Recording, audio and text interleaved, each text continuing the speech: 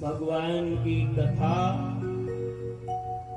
तुम्हारे भौतिक दुखों को भी दूर करेगी। बोलो तो, दैविक दुखों को भी दूर करेगी और आध्यात्मिक दुखों को भी दूर कर देगी। कैसे?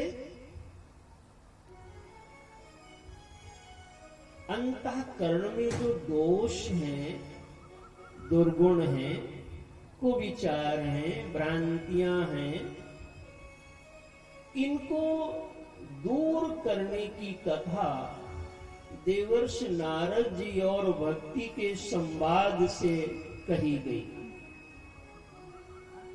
यानी विवेक सत्संग करोगे तो तुम्हारे जीवन की अविवेक खत्म होगा, विवेक आएगा,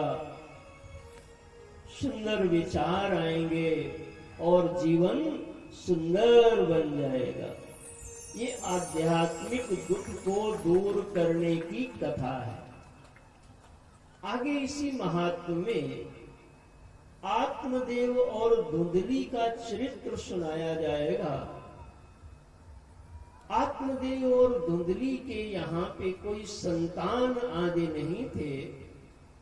भगवान की ऐसी कृपा हुई कि प्रारब्ध में न होने के बावजूद उनके घर में दो संतान हुए। ये भौतिक दुख के दूर होने की कथा है। लेकिन कर्म बिगड़ा धुंधकारी का तो प्रेत हो गया। यानी किसी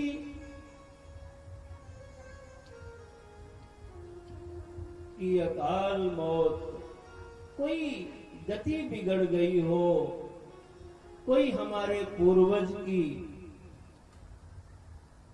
तो भी जैसे धुंधकारी ने भगवान की कथा सुनी वैसे वो भी कथा सुन ले तो यानी दैवीय दुखों की भी भगवान की कथा से निदान हो जाता है और जीव का मंगल हो जाया करता है। महाराज,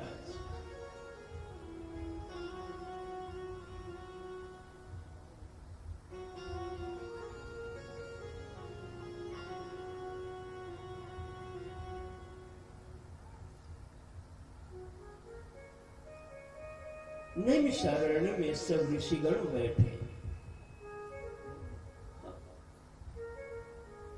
88,000 ऋषि लोग बैठे, जैसे आप सब यहाँ वाराणसी में बैठे हो। ध्यान से सुनिए। सुनो तात मति मन चित लाई, हो रे हूं महा सब कहा हूं बुझाई। शुक जी महाराज को व्यासपीठ पर बिठाया गया। शौनक ऋषि प्रधान श्रोता हैं, प्रश्न करते हैं और उस प्रश्न के माध्यम से जगत का मंगल होता है। सभी बेटियां, बहुएं, माताएं, भाई लोग, बुजुर्ग लोग अपने ध्यान को और बढ़ाएं, क्योंकि अब कथा धीरे धीरे गंभीर होगी, गहन होगी। सब लोग बैठे तो देखो पूछा क्या, आप क्या पूछते हो, आपकी चर्चा का टॉपिक क्या होता है, उसी से आपके जीवन की पहचान हो जाया करती है।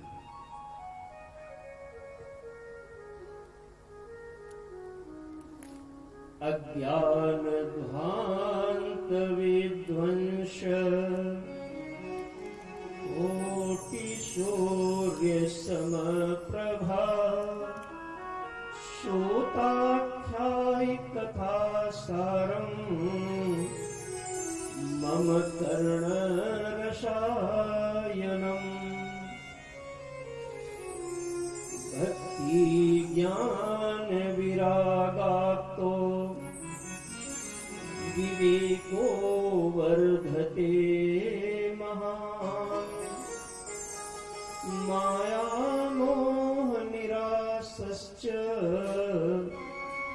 वैष्णवैः क्रियते कथम्।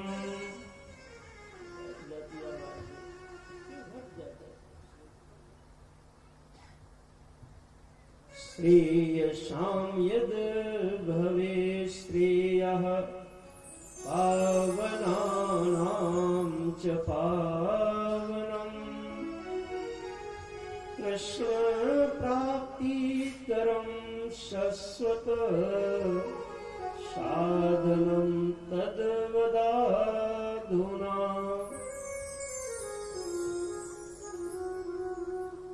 ऋषिगणों के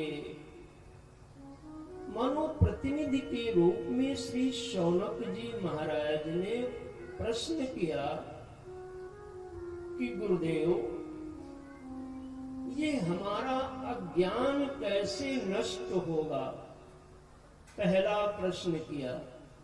श्रावक लोग, आपने बड़ी मेहनत की है, इसलिए मैं चाहता हूं तुम्हें हीरे दिए जाएं, मोती दिए जाएं भागवत के, लेकिन तुम्हारा सहयोग अपेक्षित होगा। क्या पूछा? अज्ञान कैसे नष्ट होगा? ये पहला प्रश्न है। दूसरा प्रश्न किया, विवेक कैसे बढ़ेगा?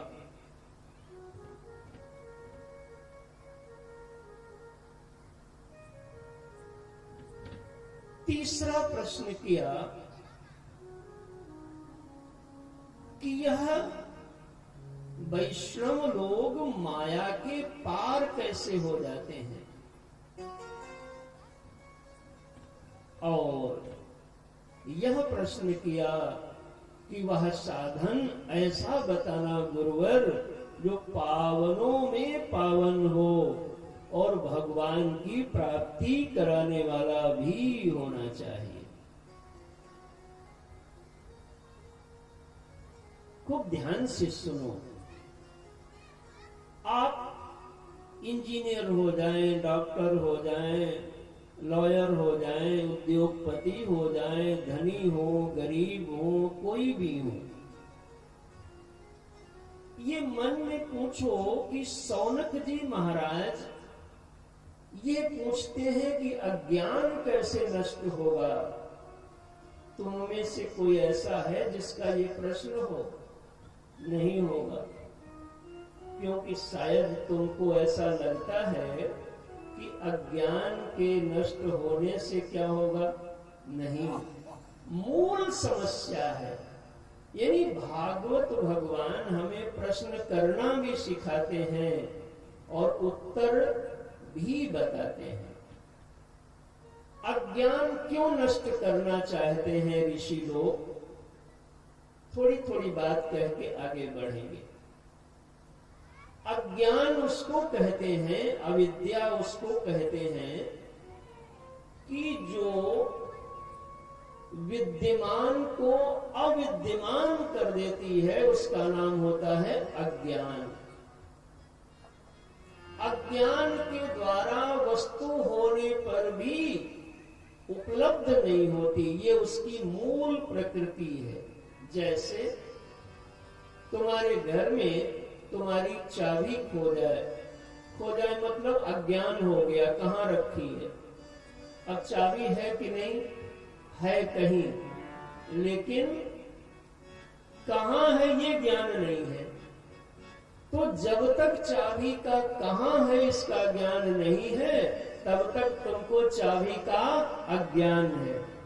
और जब तक अज्ञान रहेगा तब तक वो तुमको दुख देता ही रहेगा महाराज।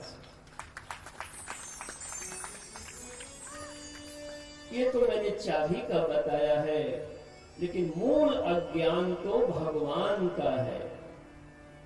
भगवान है, जैसे चाबी है, लेकिन भगवान दिख नहीं रहे हैं, मिल नहीं रहे हैं। यही अज्ञान का उसकी प्रकृति है कि जो वस्तु होती है उसको छुपा देता है महाराज। हमारे संत लोग कहेंगे कस्तूरी कुंडल बसे मृग ढूंढे बन माही, तो ऐसे घट घट राम है, लेकिन दुनिया देखे नाही। अज्ञान नष्ट हो, ये पहला प्रश्न है। दूसरा, विवेक कैसे बढ़ेगा? आज लोगों के पास में विवेक तो है, लेकिन ये भागवत जी वाला विवेक नहीं है। भागवत जी वाला कैसा विवेक है?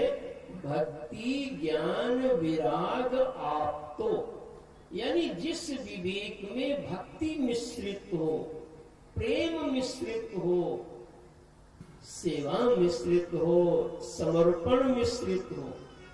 आजकल यह विवेक है कि लोगों का पैसा कैसे निकलवाया जाए। इस विवेक से तुम्हारा जीवन में पैसे तो आ सकते हैं, लेकिन सुख की प्राप्ति नहीं हो पाया करती है महाराज। आजकल की बहुएं सासुओं को कैसे परेशान करें इसका तो विवेक है, लेकिन सेवा कैसे करें इसका विवेक नहीं बनता। पुत्र लोग माता पिता की संपत्ति को तो लेने के लिए योजना बना लेते, इसकी है उनको समझ कि लिखवा लो, लेकिन सेवा का विवेक नहीं मिलता, इसलिए जीव दुखी है। शौनक जी ने कहा, गुरुदेव ऐसा विवेक मिले जिसमें भक्ति ज्ञान सेवा से युक्त हो। और इन्हीं प्रश्नों को लेके आगे का विस्तार प्रारंभ हुआ।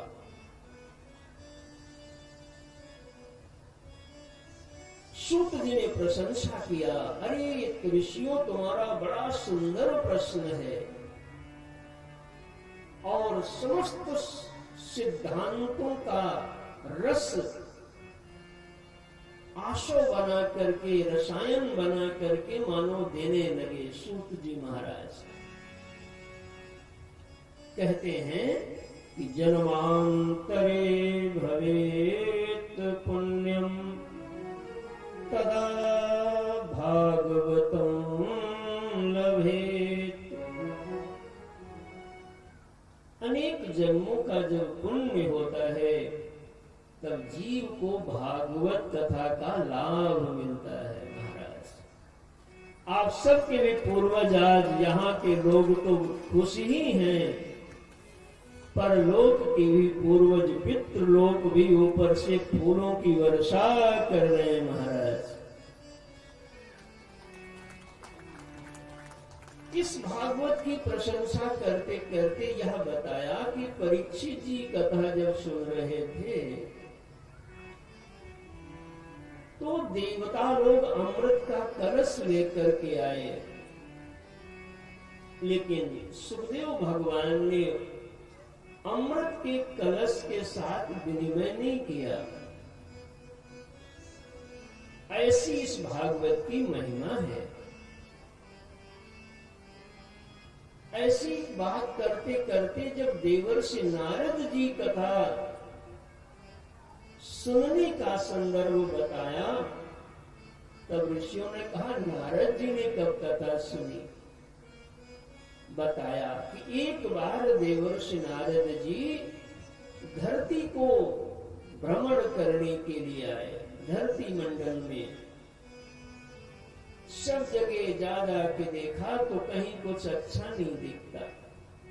इतने में मथुरा मंडल में प्रवेश किया तो वहां भक्ति माता ज्ञान वैराग्य के साथ में कष्ट में थी। माता जी के निवेदन पर नारद जी रुके, परिचय हुआ, प्रयास हुआ, लेकिन जब नारद जी ज्ञान वैराग्य का दुख दूर करने में समर्थ नहीं हुए, तब आकाशवाणी हुई, सत्कर्म करो। सत्कर्म क्या है? यह खोज करने के लिए करते करते बद्रीनारायण धाम में उत्तराखंड में पहुंच गए। वहां पर बड़े भैया सनकादिक ऋषियों से मुलाकात हुई और सनकादिक ऋषियों ने पूछा, नारद जी, कथम ब्रह्मन् दीन मुखम, अरे तुम्हारा मुख तो बड़ा मलिन दिखाई पड़ रहा है और चिंता भी तुमको है।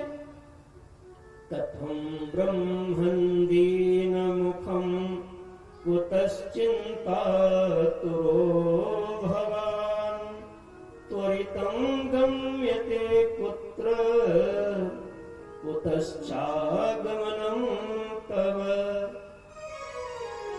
कहां से भागे भागे आ रहे हो, कहां जा रहे हो?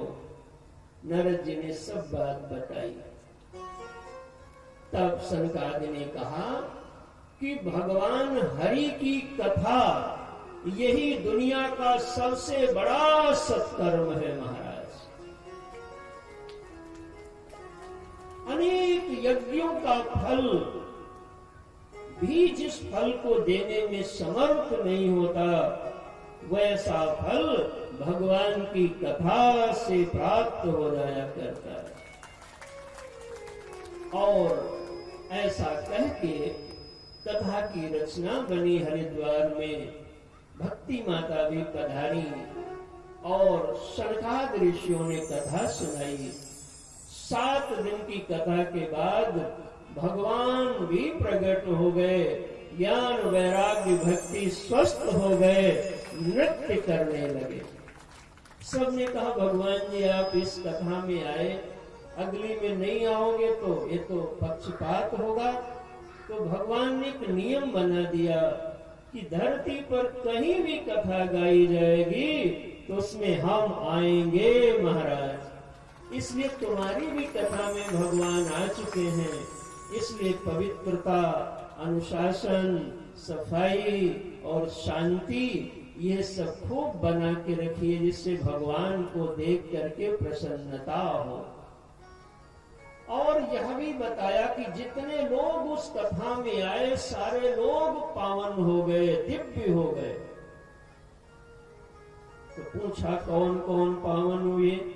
तो कहा जो पापियों से भी महापापी थे वो भी पावन हो गए।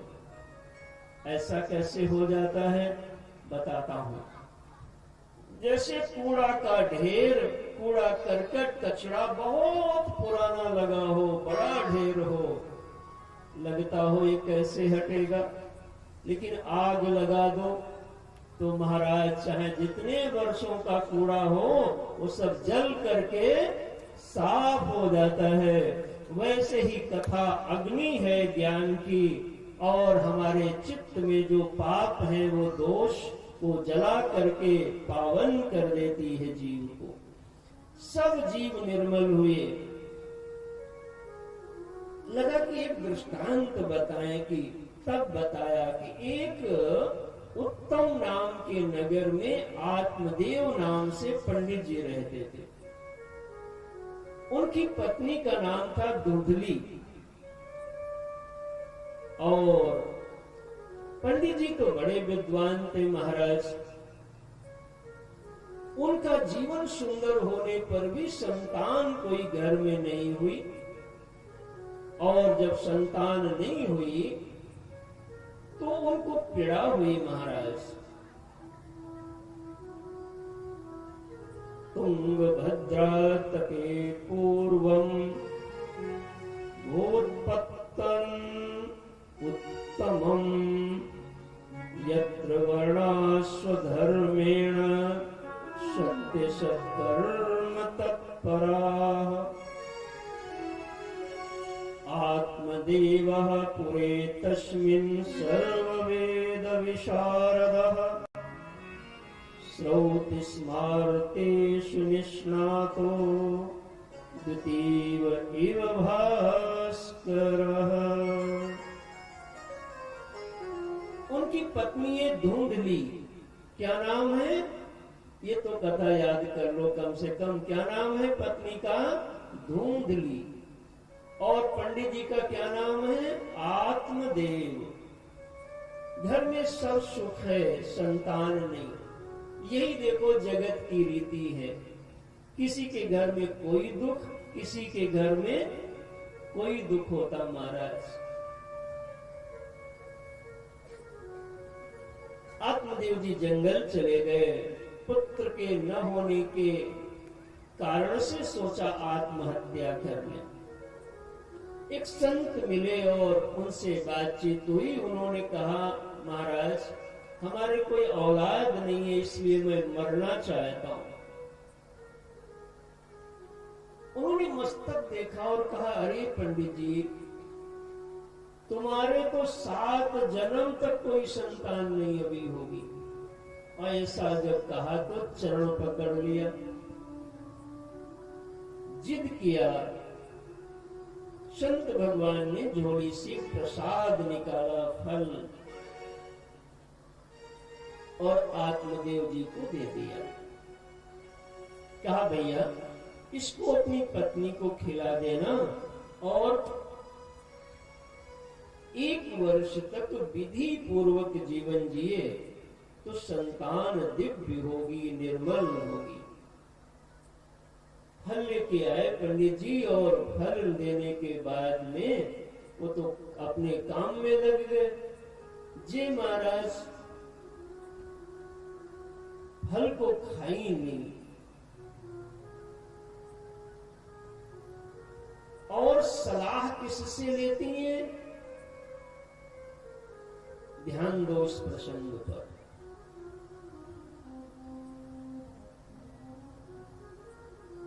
यह देह ही उत्तम नगर है। इस देह से ज्यादा सुंदर कोई नगर नहीं होता। 9 द्वारे पूरे देही, इसी में जो रहता है उसको पुरुष कहते हैं। कैसी सुंदर देह भगवान ने बनाई। इसमें जो रहने वाला जीव आत्मा है उसी का नाम है आत्मदेव। और इस जीव आत्मा रूपी आत्मदेव की जो पत्नी है, इस बुद्धि का ही नाम पत्नी है। और ये जीव अपनी बुद्धि के अनुसार चलता है। सब अपनी अपनी बुद्धि के अनुसार चल रहे हैं। इसलिए आत्मदेव अपनी पत्नी के अनुसार चलते हैं। और बुद्धि कैसी है? धूंधली। धूंधली माने धुंध जैसे छा जाता है ना, वर्षा कोहरा आ जाए ठंडी में तो चीज होती है लेकिन दिखाई नहीं पड़ती। वैसे ही धुंधली को साफ साफ दिखाई नहीं पड़ता। ऐसी बुद्धि के साथ यह जीव जुड़ता है। कोई संत की कृपा मिल जाए तो जीव चाहता है मैं भी कर लूं, मैं भी ऐसा भजन करूं, मैं भी सत्संग करूं, लेकिन उसकी बुद्धि खाने के लिए तैयार, उसका बुद्धि मना करती, नहीं नहीं नहीं, अभी तो ये काम है, अभी तो ये काम है। ध्यान दो, यही धुंधली बुद्धि है। समझ में आ रही बात को? इस आत्मदेव की पत्नी ने सलाह लिया अपनी बहन से। बहन माने अपने जैसे लोगों से। सत्कर्म जब भी करना हो तो सलाह किसी श्रेष्ठ आदमी से लेना। अगर सत्कर्म करने की सलाह किसी संसारी से तुमने लिया तो तुम्हारा सत्कर्म होगा ही नहीं महाराज पूरा। आपको कथा करानी है तो किसी भक्त से पूछो, सज्जन लोगों से पूछो तो कहेंगे भैया बहुत अच्छा विचार है। और तुमने सज्जन से नहीं पूछा तो कहेगा अरे भाई बुद्धि खराब हो गई क्या, तुम भी कहां फंस गए। देखो, धुंधली ने अपनी बहन से सलाह लिया जो धुंधली ही थी। उसने कहा ना बहना मत खाना, इन संतों के फल का क्या भरोसा। सुखदेव जी महाराज तो 12 वर्ष गर्भ में रह गए थे। हल मत खाना। हमारे कई संतान है, मेरे पति बड़े निठल्ले हैं, कुछ करते धरते नहीं, पैसा की जरूरत रहती है, मैं गर्व से हूं, समय आने पे हम तुम्हें बच्चा दे देंगे, तुम पैसा दे देना, तुम्हारा भी काम बन जाएगा और हमारा भी काम बन जाएगा। महाराज इस सलाह देने वाले बड़ी अच्छी तरीके सलाह दे देते हैं। सावधान रहिए जरा सलाह लेने में और सलाह मानने में भी। हल जो था उसको गांव घर में गैया पाली थी, तो गैया मैया को फल खिला दिया, परीक्षा लेने के लिए कुछ होता है कि नहीं। इधर धुंधली की बहन को जब बालक हुआ तो बच्चा लाके दे दिया और ढिढोरा पिटवा दिया, महाराज बालक हुआ, बालक हुआ, बालक हुआ। ध्यान रखना, जो तिकड़म से सफलता पाओगे वो तुम्हारे पास में जो है शांति वो भी लेके डूब जाएगी। महाराज जो झूठ से कपट से छल करके उपलब्धि बनाओगे वो तुम्हारे जो पास में है वो भी सब डुबा देगी। धुंधली ने यही किया, आत्मदेव को गुमराह कर दिया, बताया नहीं। खैर ये हुआ नामकरण करो। आत्मदेव ने सोचा मेरा नाम आत्मदेव है, इनका नाम रामदेव रखेंगे, श्यामदेव रखेंगे। धुंधली बिगड़ पड़ी, अरे देव जी देखो 9 महीने मैंने पेट में पाला और नाम तुम्हारे हिसाब से चलेगा? नहीं नहीं, मेरा नाम धुंधली तो मेरे छोरे का नाम धुंधकारी। हे भगवान, नाम भी सोच विचार के रखा करो भाई। आजकल तो ऐसे ऐसे नाम लोग रख देते हैं जिनका कोई मतलब नहीं दिखता। इधर कहते हैं 3 माह के बाद में उन गाय माता ने भी एक बालक को जन्म दिया। केवल कान गाय माता के जैसे, बाकी पूरा शरीर बालक का। महाराज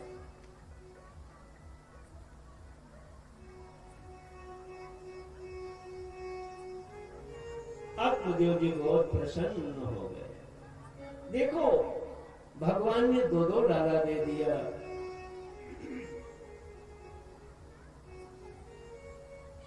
गोकर्ण जी का कान बड़े होने से गो माता के नाम रखा गोकर्णा। इधर धीरे धीरे गोकर्ण जी बड़े विद्वान हो गए, विवेकी हो गए, संत हो गए और धुंधकारी दुष्ट हो गया। कुत्ते पालता, गाय नहीं पालता, छोटे बच्चों को कुएं में डाल देता, बच्चों को हिंसा करता, सताता, सबको छू के आता तो भी हाथ धुलने की उसको जरूरत नहीं लगती। बड़े बड़े नाखून, बाल, विभत्स जीवन। ऐसे लोगों के खर्चे बहुत होते हैं, होंगे आपके भी आसपास कहीं। काम एकदम नहीं करेंगे और दाम उनको बहुत चाहिए। माता पिता से पैसे लाओ, पैसे लाओ, माता पिता कहां पैसे देंगे? भैया एक दिन की बात है कि पिता को बहुत सताया। गोकर्ण जी महाराज इस बात से पिता को प्रेरणा देते हैं, पिताजी आप यहाँ क्यों हैं? तुम्हारी जिम्मेदारी पूरी हो गई, हरि के भजन में लग जाओ। लेकिन बात समझ में नहीं आई। एक दिन धुंधकारी ने थोड़ा हाथ चलाया, पिटाई कर दी। उसके बाद महाराज हरिद्वार जा करके भगवान के भजन में लगा के अपने जीवन को धन्य बना दिया। महाराज नहीं, फिर से आया, मम्मी कहते यहाँ जा जा जा, ले ले, फिर ले ले। और महाराज ये खेल चलता रहता है और कई बार बच्चे बिगड़ भी जाते हैं। हे माताओं, भाव यही है कि संतान पे नजर रखी जाए कि कहीं ये बिगड़ तो नहीं रहे, जरूरत है तो देना ही पड़ता है। धुंधकारी इतना बिगड़ गया, नशा, सारे दुर्गुण आ गए, और एक गलत व्यक्ति को कोई धन पूरा नहीं कर सकता। एक दिन मां को धीरे धीरे वृद्ध हो गई, पिटाई करता है, मारता है, बहुत दुख है जीवन में। जिसके घर की माताएं रोती हैं, समझ लो वहां पर अब बहुत बड़ा महाभारत होगा, दुख होगा महाराज। इसलिए घर में बालक और वृद्ध और विकलांग के कभी आंसू नहीं गिरने चाहिए।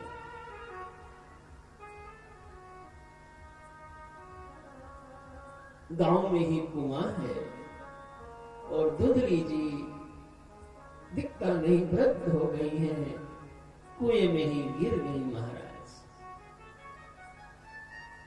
अब तो ये और निडर हो गया, 5 वेश्याओं को ले आया, घर में रख लिया। वेश्याएं पैसे से प्रेम करती हैं। एक दिन इसने चोरी किया, किसी राजा के यहाँ बहुत माल मत्ता लाया। सब समझ गई कि राजा के सिपाही आएंगे, मैं भी पकड़ी जाऊंगी। इसलिए रात्रि में ही बांध दिया चारपाई से और पीट पीट के जलती हुई लुकाठी लगाया मुंह में और मार डाला महाराज। ध्यान रखना, अगर हम किसी को सता रहे हैं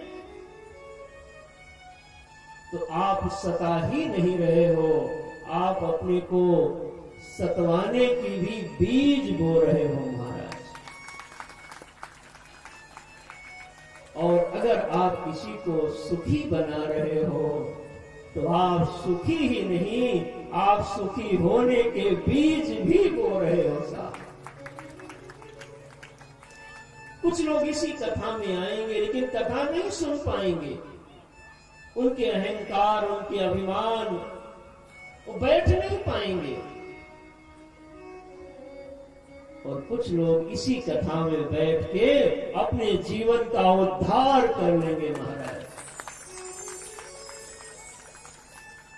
हे भ्राताओं, वेश्याओं ने जलती लुकाठी मुंह में लगा दिया।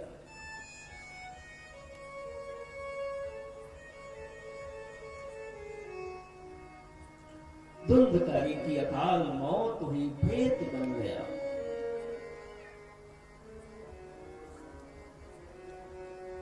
गोकर्ण जी तो घर का परित्याग कब के कर चुके हैं।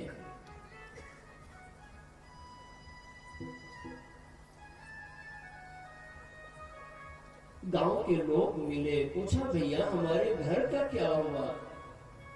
लोगों ने बताया, गोकर्ण तुम्हारा भाई तो महादुष्ट निकला, ध्यान रखिए।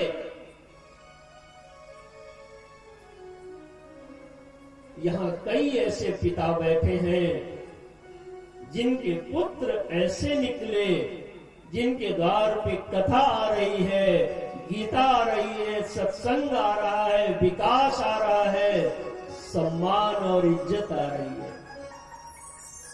और कई ऐसे भी कहो हो भाई जिनके द्वार पे उनके नासमझ लोगों के कारण ही दुख आ रहा है, समस्याएं आ रही हैं साहब। गोकर्ण जी विवेक हैं और धुंधकारी अविवेक है। अभी बताया था ना विवेक कैसे मिलेगा। जो प्रश्न सुनेगा वो ठीक से समझेगा कथा को।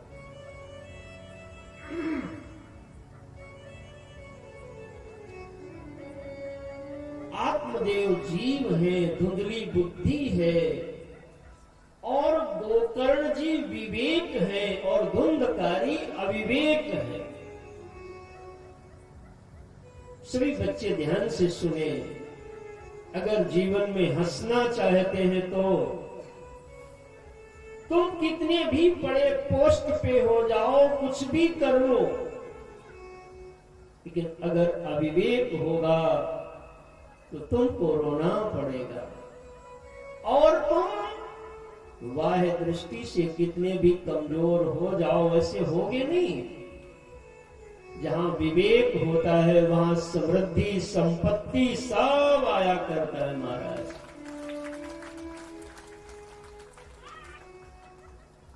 विवेक गोकर्ण है। गोकर्ण कैसे पैदा हुए सुन चुके हो, तो तुम्हें शब्द आ जाए तो मुझे लगेगा कि मेरी बात आप तक पहुंच गई। गोकर्ण पैदा हुए संत के फल से, यानी सदगुरु की बात, संत की बात, शास्त्र की बात, माता पिता श्रेष्ठ जनों की जो बात को मानेगा, उसके भीतर से विवेक रूपी गोकर्ण जी पैदा हो जाएंगे।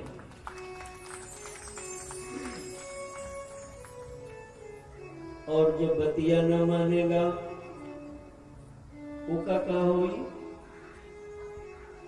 उसके वो धुंधुकारी हो जाएगा। वो कोशिश बहुत करेगा कि अब सुधर जाएगा, नहीं और फंस जाएगा।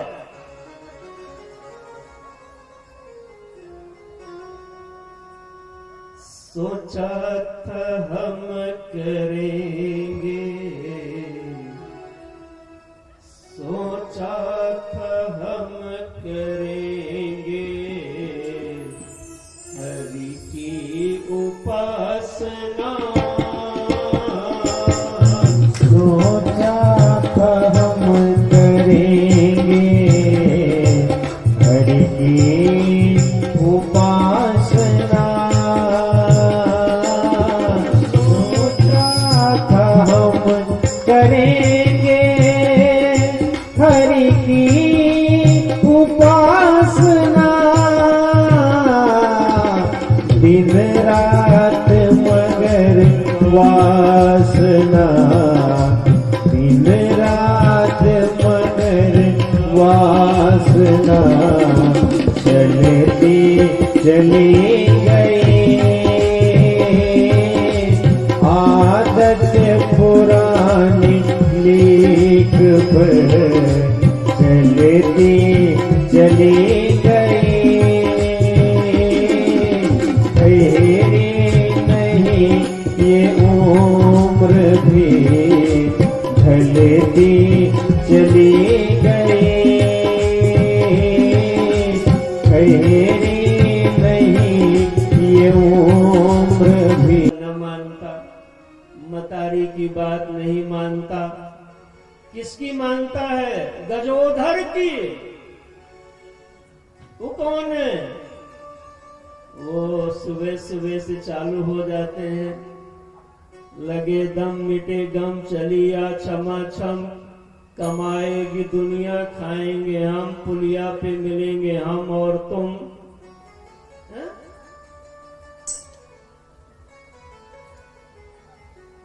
ये अविवेक है। ऐसे लोग कोशिश करेंगे सुधरने की, लेकिन मैन्युफैक्चरिंग डिफेक्ट है प्यारे। ये भगवान की कंपनी में जब दोबारा जाएंगे तभी कुछ इनका हो सकता है। यह कथा इसको कुछ और नहीं समझना। तुम अगर अपने पत्नी के, बच्चों के, मित्रों के सच्चे हितैषी हो तो उनको केवल इस कथा की गंगा में ले आइए, उनका जीवन ऐसा महक जाएगा कि चारों तरफ सुगंध फैलेगी। और नहीं मानोगे तो हमार का बिगड़ेगा हो। अभी गीत गवाया हूं।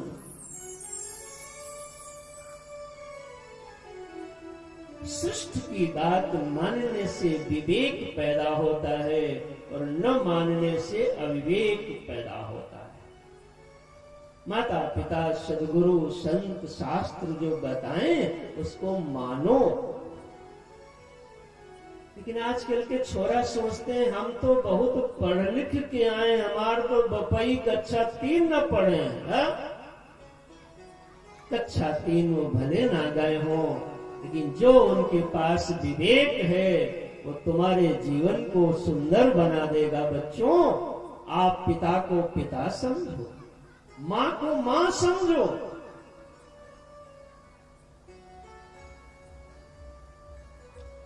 धुंधकारी अकाल मौत हुई, जी भी पूरा नहीं पाया। गांव के लोगों ने गोकर्ण भैया को बताया, भैया उसने तो सब नाश कर दिया। गया में गए, पिंड दान किया, सोचा गौमा में अपनी जन्मभूमि में भी देख आए घर का द्वार का क्या हाल है। गोकर्ण जी जब आए तो सब नगर के गांव के लोगों ने बैठने का प्रबंधन कर दिया, चौकी लगाई, श्रद्धा से लगाई, ऐसे नहीं लगाई खाली जैसे मजदूर लोग काम करते, नहीं, दिल से जो काम करते हो वो दिलवर को पसंद आता है महाराज, इसलिए दिल से काम करिए। सरकारी सेवा न करिए, श्रद्धा से सेवा करिए। रात्रि को प्रेत बन के आया और जगाने लगा।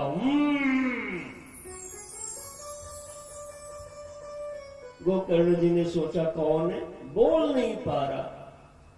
महापुरुषों के तप, त्याग और साधना का बल जल को अभिमंत्रित किया और जैसे ही उसको अभिमंत्रित जल का प्रहार दिया, वाणी प्रकट हुई, भैया अहम भ्राता तदीयोस्मि धुंधकारीति नामता, मैं तुम्हारा भाई हूं भैया।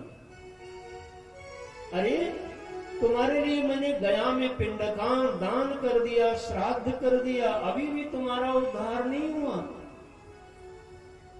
धुंधकारी ने कहा, भैया तुम एक बार नहीं 100 बार जाके कराओ, लेकिन मैंने इतने बड़े पाप किए हैं, हमारा उद्धार उससे हो ही नहीं पा रहा है। कैसे? जैसे कोई छोटा मोटा किसी को 10 रुपया चुरा लिया हो और आप FIR कर दो, या 2 बोरिया गेहूं कोई ले लिया हो, FIR कर दो, तो जमानत मिल जाएगी तुरंत, आपको ज्यादा नहीं परेशान होगा। लेकिन कोई राष्ट्रद्रोह किया हो तो उसको तो जमानत सुप्रीम कोर्ट से भी नहीं मिलेगी। वैसे ही छोटे मोटे पाप किए हो तो जाके गया में पिंडदान करो, श्राद्ध करो, मुक्ति हो जाएगी। लेकिन हमने नेशनल क्राइम किया है, इतना बड़ा क्राइम किया है, हमारा उद्धार नहीं हो रहा। भैया कोई उपाय करो। गोकर्ण जी ने प्रातःकाल सूर्य भगवान से मांग किया। हृदय में ही भगवान है। जब कभी संशय हो, निर्णय ना ले पा रहे हो, तो आंख बंद करके शांति से बैठो भगवान की पूजन आराधन जप के बाद, और हृदय से ही प्रेरणा आपको मिलेगी। आपकी श्रद्धा आपके गुरु पर, भगवान पर, जिस पर भी आपकी हो, उनको ध्यान करो। जिसकी जैसी श्रद्धा होगी वैसा ही उसको फल मिल जाएगा। प्रेरणा मिली कि इनको भागवत कथा सुनाओ, क्योंकि जो काम कोई और साधन से ना हो पाए, उस काम को भगवान की कथा पूर्ण कर देती है महाराज। ऐसी महिमा है इसकी।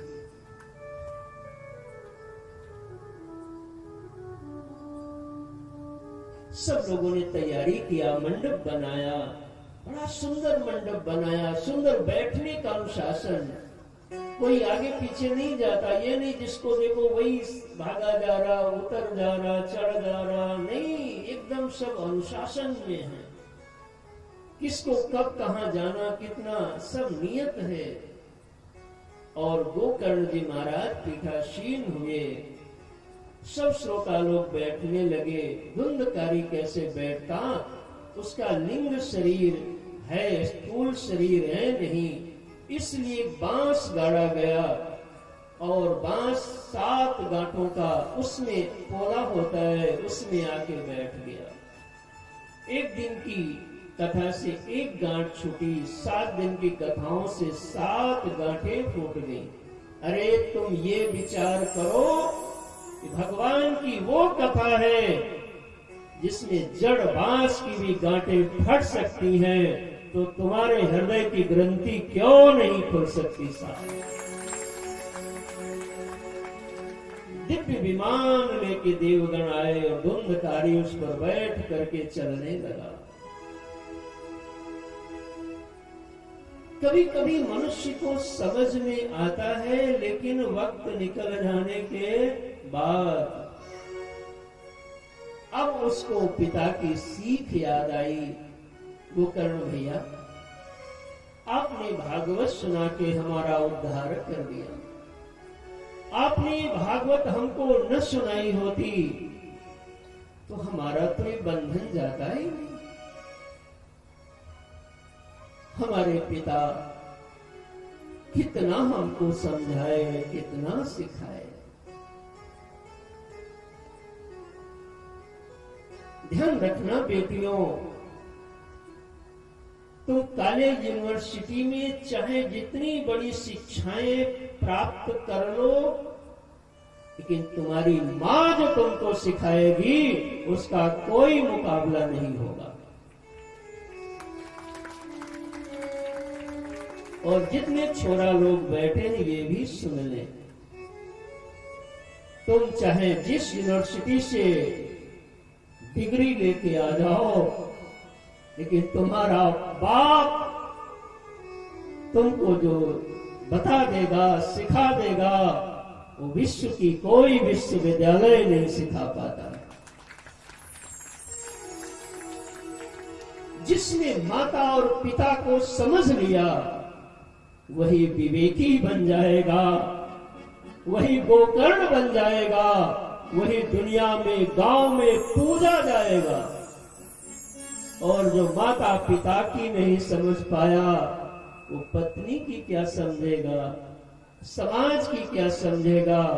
वो जब तक रहेगा स्वयं दुखी रहेगा, लोगों को दुखी करेगा और आगे की गति भी बिगाड़ लेगा महाराज।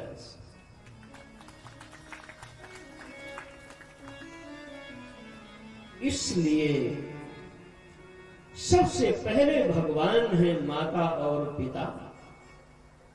भागवत सुनने आए हो तो आज से नियम ले लो कि प्रातः काल जिन माता पिता हमें रोटी खिला रहे हैं, एक दिन होटल में खाने जाओ तो खा के हाथ जैसे धुलोगे उससे पहले ही बिल आ जाता है,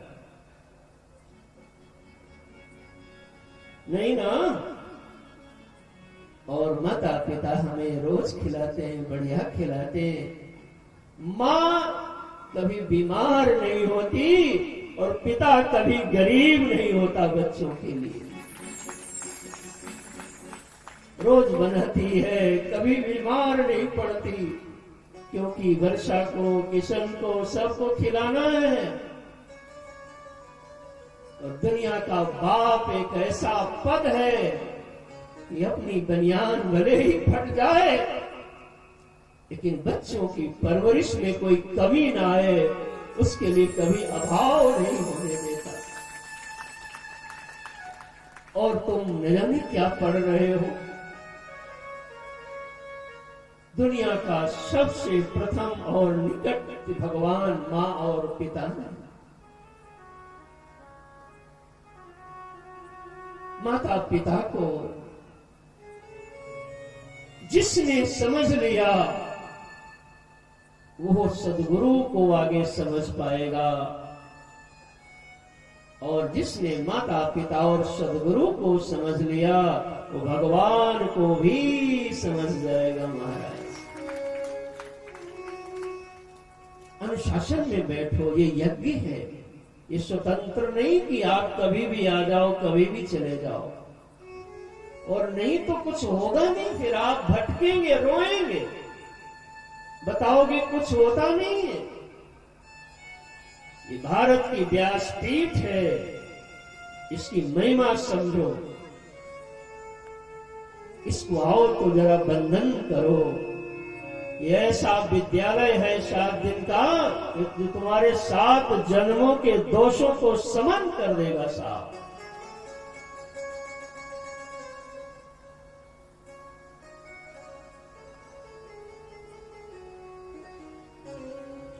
धुंधकारी स्वयं दुखी हुआ और सारे गांवों को दुखी कर दिया।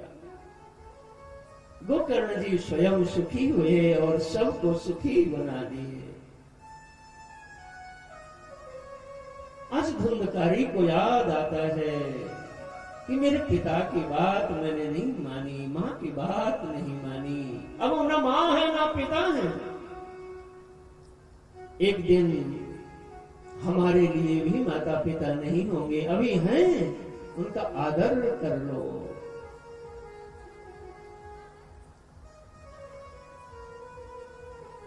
एक दिन रोगे तुम,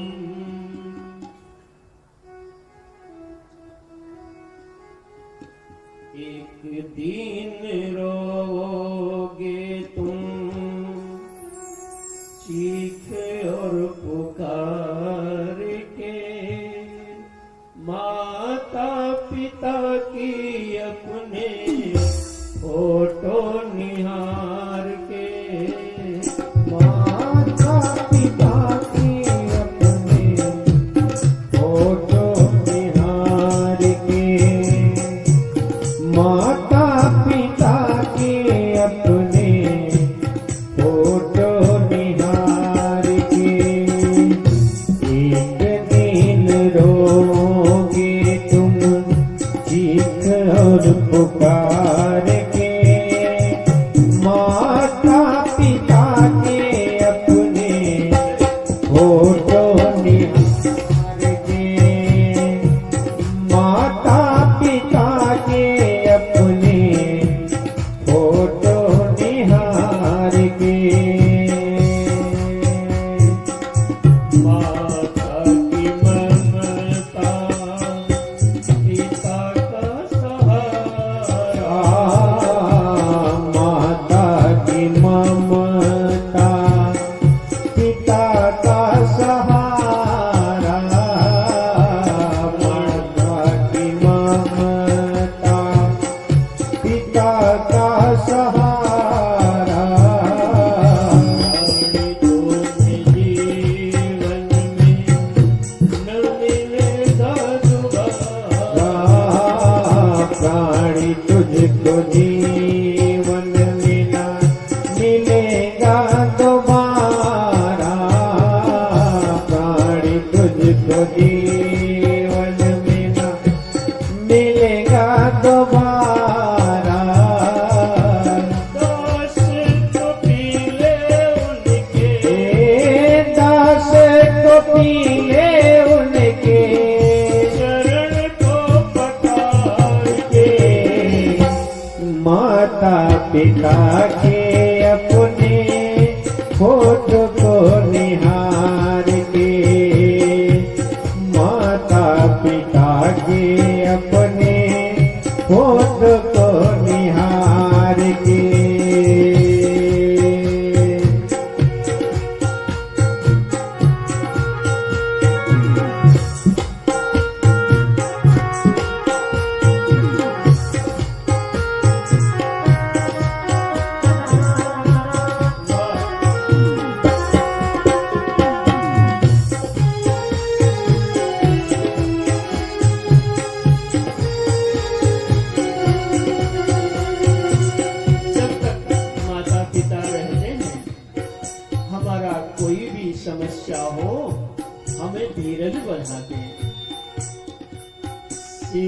पे न हाथ होगा धीरज बंधाने को, सिर पे न हाथ होगा धीरज बंधाने को। आएगी न मैया अपने, उठो जगो बेटा, आएगी न मैया अपने लाल को जगाने को को। आएगी मैया न अपने लाल को जगाने को। सिर पे न हाथ होगा धीरज बंधाने ओ सिर पे न हाथ होगा धीरज बंधाने को। आएगी न मैया अपने लाल को जगाने को। उस दिन सुहाएंगे ना, उस दिन सुहाएंगे ना सुख संसार के। माता पिता के अपने होठ को निहार के। माता पिता के अपने होठ को निहार के। एक दिन रोएगा तो, एक दिन रोएगा तो चीख और पुकार के। माता पिता के अपने होठ को निहार के। माता पिता के अपने होठ को निहार के। माता पिता के अपने होठ को निहार के। तो कितनी अच्छी है, तो कितनी भोली है, प्यारी प्यारी है ओ माँ,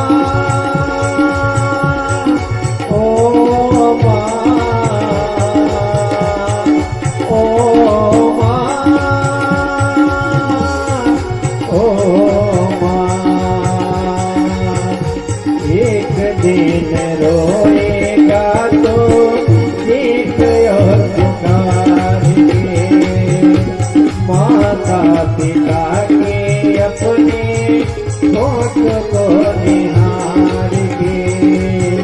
माता पिता के अपने होठ को निहार के। एक बार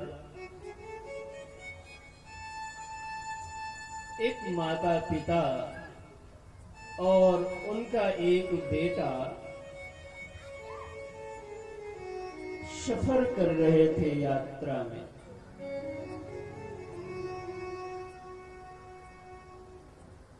कहते हैं सफर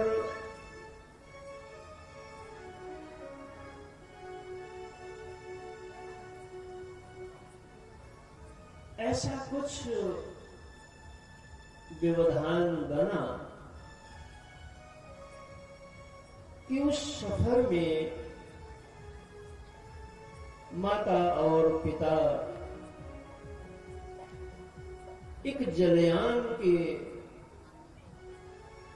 से यात्रा होने के कारण से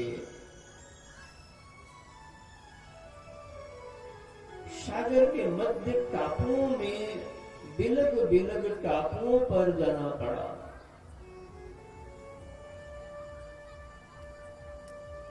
इधर माता पिता हैं और उधर उनका बेटा है। दोनों दूर हैं, बीच में जल है। अब लगता है जान बचेगी नहीं, कैसे जिएंगे। कहते उस समय पिता ने और यह सोचा कि भगवान की जो लीला होनी थी वो तो हो जाएगी, हमारे हाथ में तो आराधन है, इसलिए वो भगवान की आराधना करने लगे। इधर ये बेटा भी सोचा कुछ नहीं कर सकते, तो ये भी महाराज अपने जीवन के बारे में कल्पना कर रहा।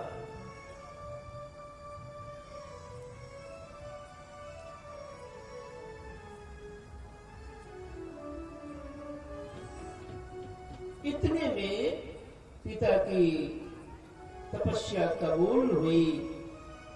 बेटे ने मन में भाव आया कि एक सुंदर हमारे पास यान आ जाए। यान आ गया।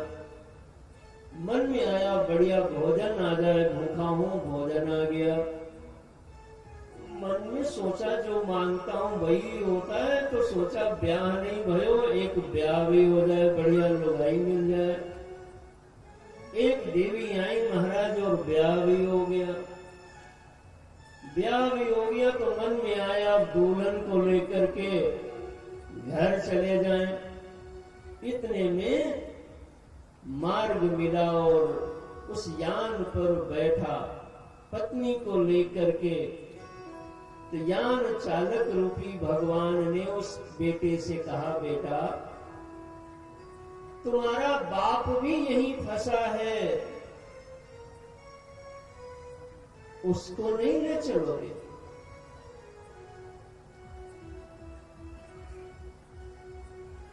तो क्या जवाब दिया कि तपस्या मैंने की, फल मुझको मिला तो मैं ले जाऊंगा, बाप से क्या लेना देना है।